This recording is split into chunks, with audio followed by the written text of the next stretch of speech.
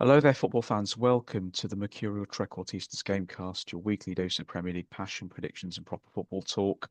By way of introduction, I'm Dutton, and joining me is my co-host, the man whose insight is so strong that Deanna Troy and Professor Xavier regularly ask him for tips. Mark, how's it going? Yes, well, it's been a bit of a week, but we've got through to the other end, and that's the main thing. Unlike Excellent. Spurs. Ooh. So, what's on the menu today? There are no Premier League fixtures this week, so we have a slightly different format than usual. We will start with Premier League talking points, which will be slightly longer than usual.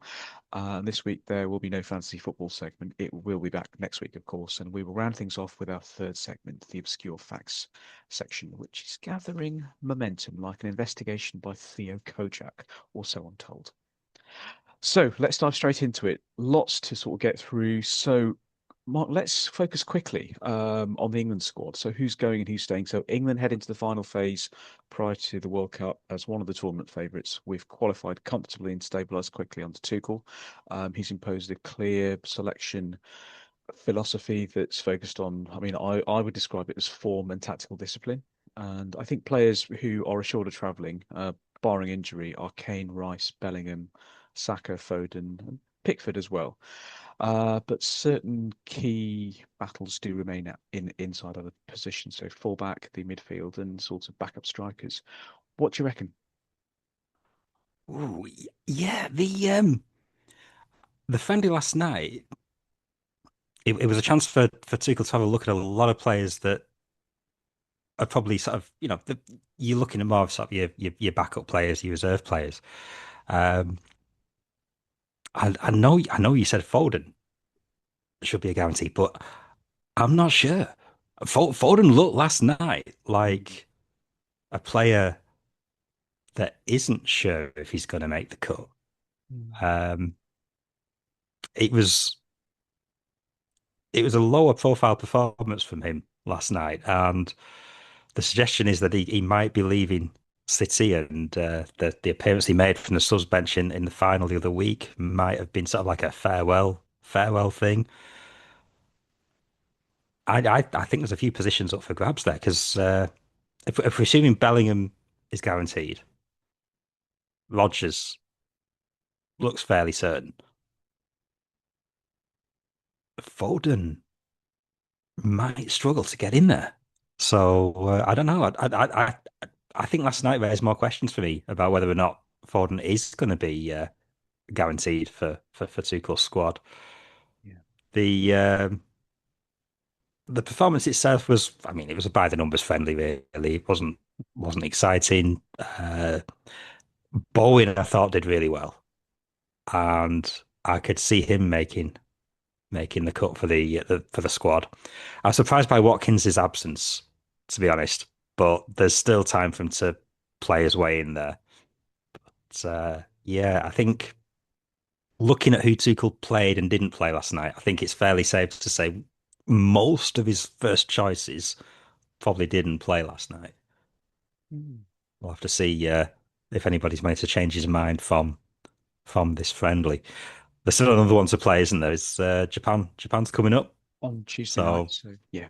yeah, still plenty of time then. And a good performance there. You never know, could be enough to sort of change minds. But I I I think there's still a few places that might be up for grabs here. Yeah. Can I ask you? I mean, there's a few other names who I think are sort of not quite there yet. So Trent Alexander-Arnold is one. Shaw, Ollie Watkins, you've mentioned, and the two, well, veterans, so Jordan Henderson and Jack Grealish, who started the season very well, but his form has dipped off. What do you think about those five? Yeah, Trent looks like he does have a problem getting in this side. For whatever reason, Tuchel hasn't really fielded him a whole lot, and being left out entirely does suggest Tuchel has either seen enough to know whether he's taking him or not. But I don't know. I think I get the feeling Tuchel might be looking elsewhere there, which is a shame because he's a really he's a really good player. A fantastic pass, very creative. got a mean free kick, but for whatever reason, he doesn't seem to be as high up in Tuchel's selection as other players. I mean, Kanza. Kanza looks like he's potentially higher up in Tuchel's sort of hierarchy there. So, Mm. which is bizarre to think that, but he has had a decent season in Germany. There's all kinds of rumors about whether he might be going back to Liverpool or not. Um, yeah, it's going to be an interesting selection. I think eyebrows will be raised, but there's still a shout. One more friendly, and you never know. A really solid end to the season. There could be a last minute uh, breaking into the team, but I think that's what Alexander Arnold's hoping for here. He's gonna need something huge to sway Tuchel's mind on this. I think. Mm. I'd agree with you on that. Shall we move on to story number two? So if we switch our focus to Chelsea, Liam Rosenior, he is under quite a bit of pressure, and he was appointed the head coach in January of this year. He came from Strasbourg, who I think are Chelsea's sister club, on a long-term contract. His early tenure showed real promise. There was a massive uptick in results and structure and sort of play in general. But recent weeks have brought quite a bit of inconsistency, quite a few heavy defeats, and points have been dropped. And the loss to Paris in the Champions League was heavy. Um, what do you think? I mean, in simple terms, do you think he's going to be there next season or even at the end of the season? This is Chelsea after all. Uh, we were initially skeptical about this, weren't we, early on? And yeah, I suspect if they get Champions League qualification, I think he'll still be there at the end of the season. But yeah, early part of next season, I don't know. I don't know. There's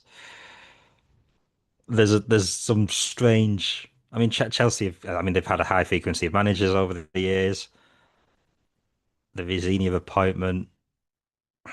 Yeah, there was a new manager bounce, but they haven't scored for three straight games, and they haven't looked like scoring for three straight games.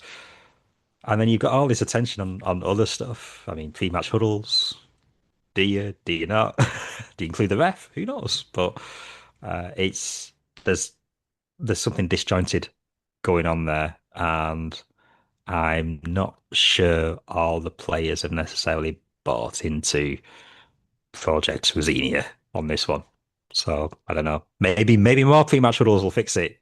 Maybe there's too many pre-match huddles, but the pressure is definitely on, and there is a safety net because top five could do it. Yeah.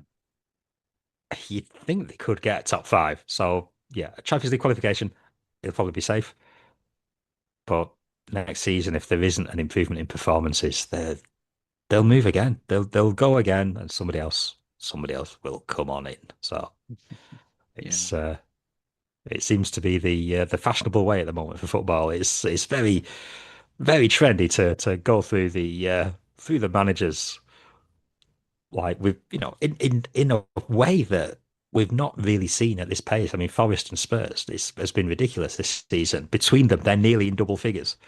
Mm. And it's debatable whether it's actually done them any favors overall. But Yeah, yeah, absolutely. uh, yeah, Mm. pressure definitely on. The pressure's on. I mean, I think there's a lot of parallels with Arne Slot at Liverpool. Again, I think Champions League qualification for both Liam Rosenior and Arne Slot will mean that they probably will stay on, but who knows? A lot can happen in the next few weeks until the season ends. So, speaking of Liverpool, story number three: Mo Salah announced earlier this week that he will leave Liverpool at the end of this season, bringing to a close a 9-year spell that ranks among the most successful and influential in the club's modern history. Since arriving from Roma in 2017, I think Salah has scored 255 goals in 435 appearances, which makes him, I read a couple of days ago, the third highest goal scorer of all time at Liverpool. His honours hall at Anfield, I was quite startled to read this. It's hugely impressive. So, two Premier League titles, the Champions League, one FA Cup, two League Cups, the Club World Cup, and UEFA Super Club, alongside four Premier League Golden Boots and multiple individual awards. That's some record. He's an absolute legend in the Premier League. He always will be. He will be missed, as all great players are. But how do you think the fans have taken it at Liverpool?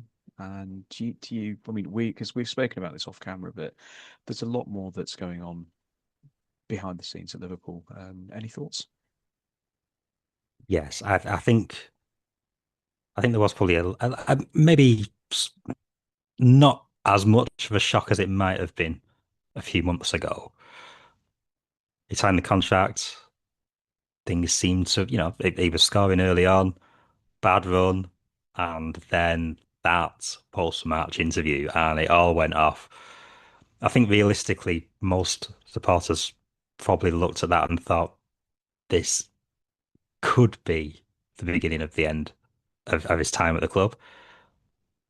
Whatever's happened this season, he leaves the club as a club legend. He leaves the Premier League as a Premier League legend. He's done ridiculously well. I mean, what a player. It's true this season hasn't gone, as he or the club would have expected it to or hoped it would do. But fundamentally, they have kind of changed the way the playing. Without Alexander Arnold, there's been none of the balls over the top for him to run onto. They have had an adjustment period with multiple players playing behind him at right back. I mean, there's been Frimpong, Szoboszlai, uh, Curtis Curtis Jones, Jones yes, has which been is there at different points, and that's after you've had years and years and years of Trent Alexander-Arnold through balls and uh, creativity, that's a lot of players in a short space of time. When he went to AFCON, they were playing those, balls over the top. They might not have been as good as Alexander Arnold's, but they were still there, and he benefited from them, and he hit a nice few goals on there, and some of them are really good quality. But I think it's clear that there has been something has gone on behind the scenes. He referred to it in that interview.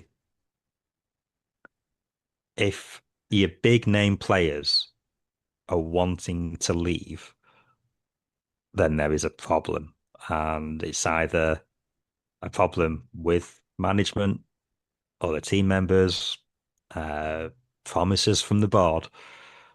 Something hasn't gone right for him this year, and he's calling it a day. I'm sure we'll find out. I think there's going to be a lot of interesting sporting autobiographies about this particular time in for Liverpool players, and yes, there's more. There's more to all of this. There's clearly upheaval, upset behind the scenes, and we don't know what it is exactly, but I'd love to find out. I think all these things they always open up, as you say, a few years after the event, say 8 or 9 years after all the people who were players at this current time, once they stop playing, and they sort of tend to open up more. So we will find out eventually, but it's been interesting. But it's been quite moving. I think some of the tributes that have been paid to him by his teammates, in particular Andy Robertson, it's very, very moving. And also Canate as well. That was a very nice tribute by him. So interesting, interesting. But what do you think comes next for him? I mean, there's always the Saudi Pro League. I mean, he will eternally be linked to that. But my gut feeling is the MLS. I think he might be tempted to sort of spend a few years there. And it's not impossible that there will be another very big club in Europe who will take a punt on him. With fitness methods these days, I mean, players can prolong their careers to a much greater degree than say 20 or 30 years ago. And Salah is as fit as a butcher's dog. He's, and he will score goals. But so what do you reckon? Yeah, well, Saudi League have been pushing hard to get him for quite some time. You never know. This might be the moment. You're right. MLS could decide to come in, or why wouldn't a top team in Europe go? We want Mo Salah. So it's letting him go on a free basically gives him license to pick whoever he wants. So he's probably earned that right. It's convenient for Liverpool because the wages that they're not spending on him will be able to be funneled elsewhere. Um, yeah, I think Saudi Lee's probably in pole position, but I wouldn't be surprised if we get a few uninvited guests to the the negotiations. What you mean, like a Barca or like even a Bayern or who knows? Who Well, I knows? mean, Spanish football teams with I mean, some of the finances for some of the Spanish giants, they kind of like the odd free transfer. We know this. Yes, yes. So yeah, why not? Yeah.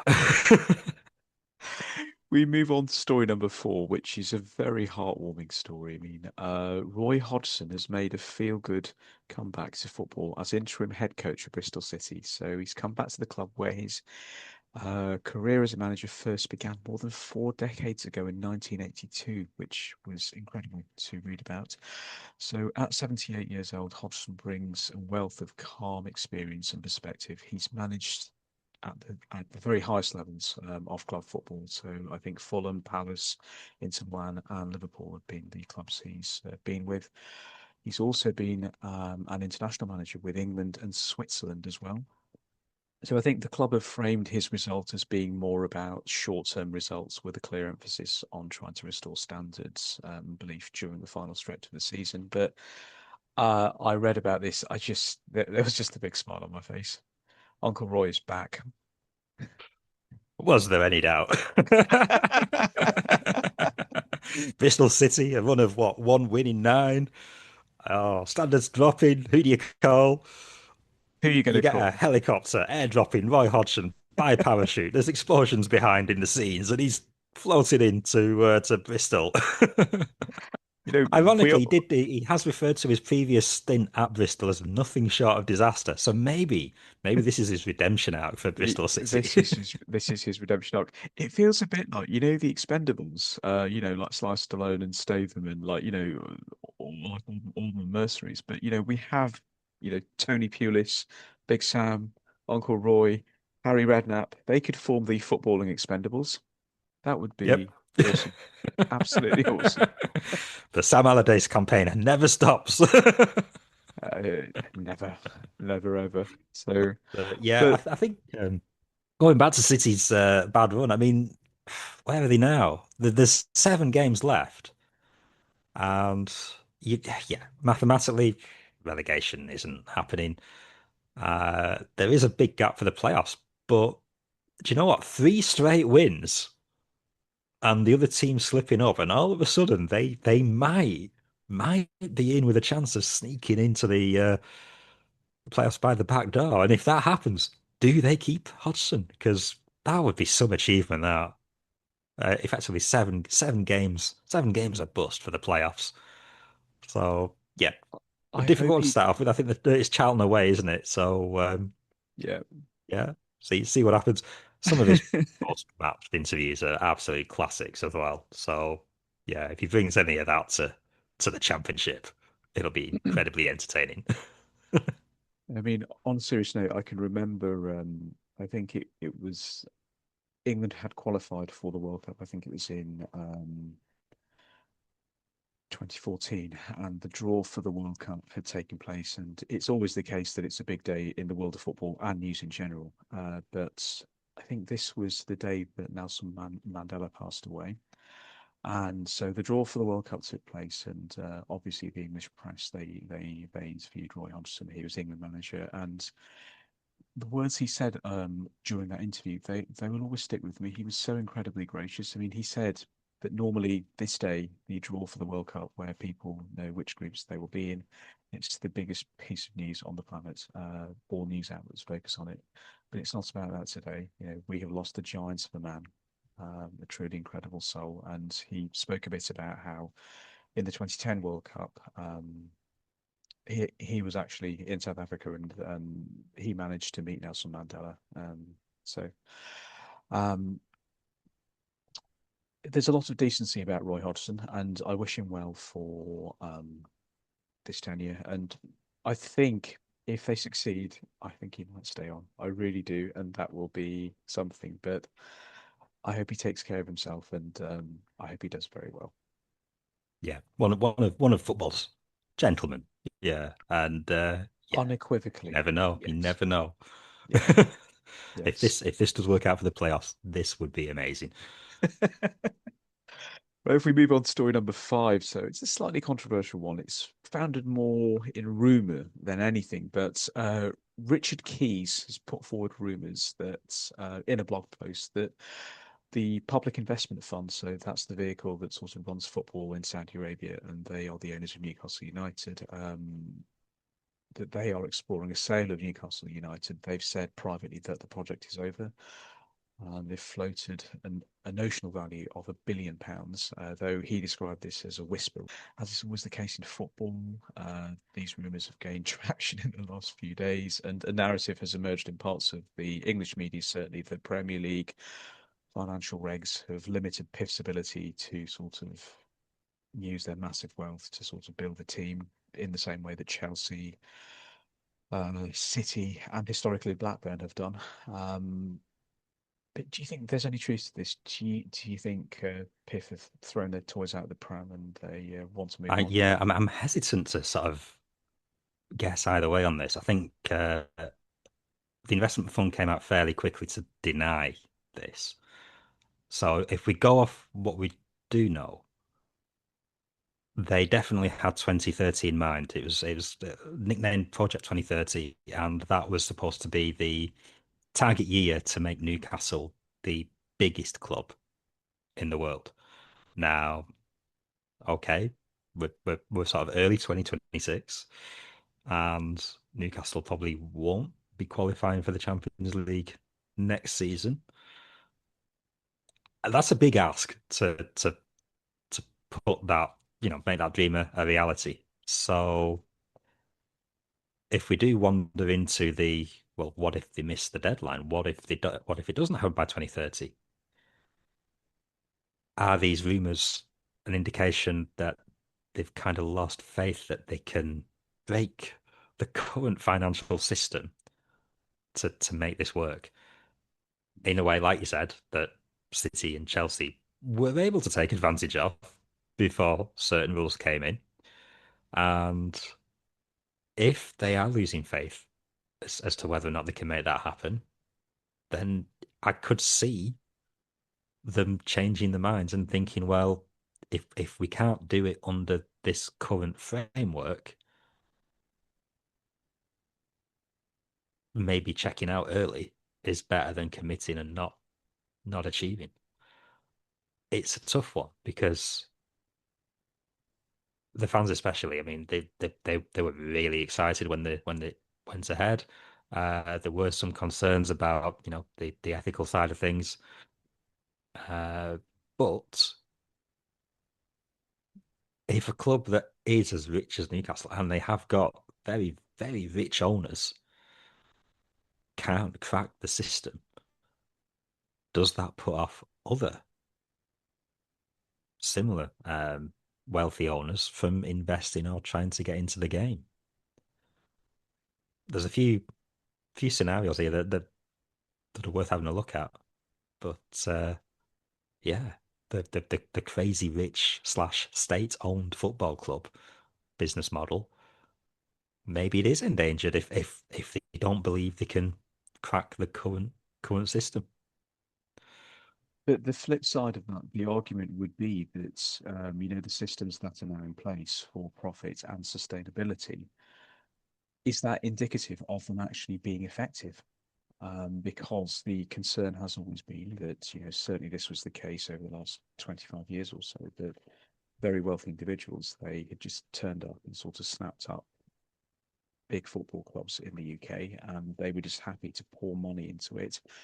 Uh, there was a lot of questions about the legality of the acquisitions. There's been a lot of questions for many of these clubs about the source of the funds that they put into English football. But is this indicative that the rules are working, Mark? Yes, yeah, definitely.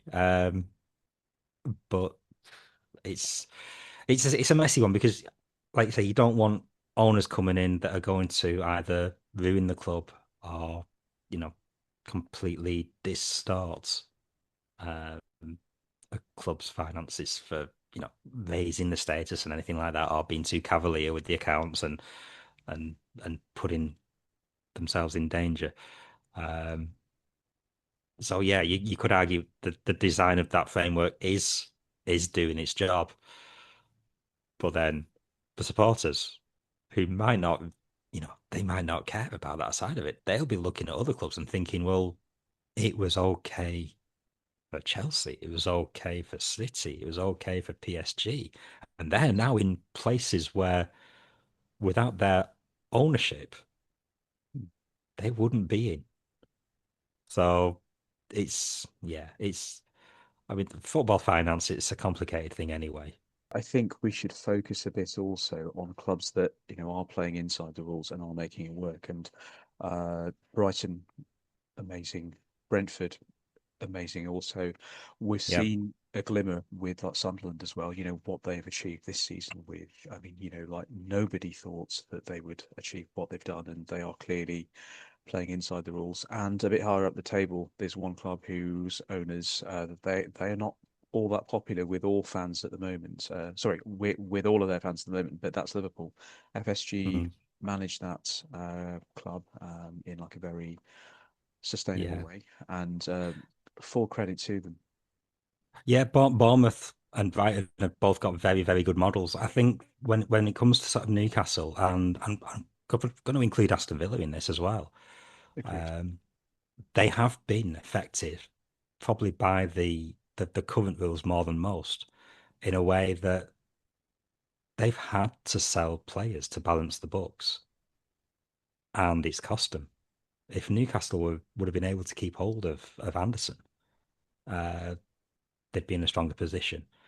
Villa, by missing out on the Champions League qualification, and in a match where there was an incredibly controversial VAR referee call, uh, they had to recover from that and miss out on Champions League finances Mhm. and balance the books for the following season. But they had the money. They didn't really need to sell. Newcastle sold, was it Anderson to Forest? Mhm. And now he's been linked with like 80, 85 million pound moves. Mhm. And Newcastle had to sell him for very cheap. That's a lot of profit for Forest, Yeah. for a player that Newcastle probably didn't need to, or arguably want to sell at the time. So yeah, there's a lot to get into. We could probably do an entire special on sort of football finance and probably never get to the bottom of it. Yeah.